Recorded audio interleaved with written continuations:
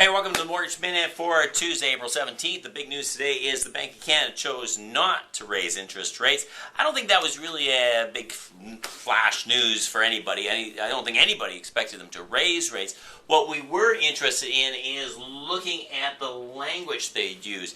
We wanted to check the language that they were using when in announcing that. And one of the things that came out is a more rhetoric about the fact that they might raise rates in the future.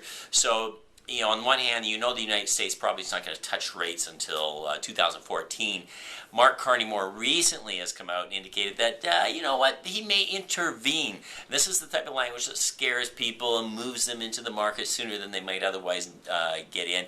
One thing we know for certain when it comes to interest rates is that we're seeing 10-year money for less than 4% today. You know, folks, I guarantee you're going to go back and tell your grandchildren about the fact, you know, you used to get 10-year money for less than 4%. And I can tell you it's time to take a look at, you know, you can get 3-year or 5-year money about below 3.5%. But what are you going to be renewing at in 2017? We might find that people who take 5-year money today will be renewing in 2017 at prices north of 5%. In other words, you might be better off taking the full 10 years today if it's less than 4%. That's my advice there. In the meantime, more talk about market turmoil in housing spots. They're talking about Toronto's prices have soared up to 10%. Vancouver prices have dropped by about 3% year over year. I don't get caught up in the numbers so much as understanding that if you look at downtown markets, specifically condo markets, I would not be, if I'm an investor, would not be touching downtown condos in either city. That doesn't mean there are not good investment opportunities on the outskirts, okay? So when you're reading statistics, remember, the Toronto market is inclusive of a wide area. Don't confuse what's happening downtown with what might be happening in some potential investment corridors. Last but not least, I want to touch on Firstline Mortgages. Last time we did this mortgage minute, a lot of response, hundreds of emails about Firstline Mortgages. Here's what I know.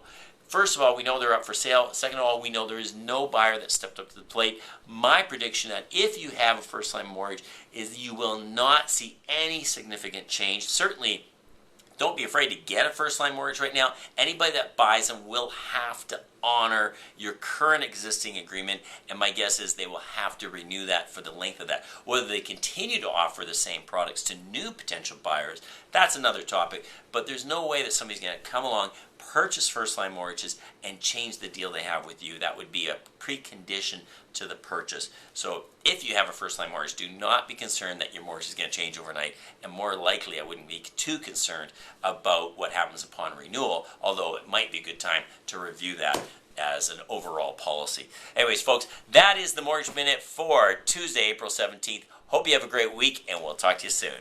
Bye for now.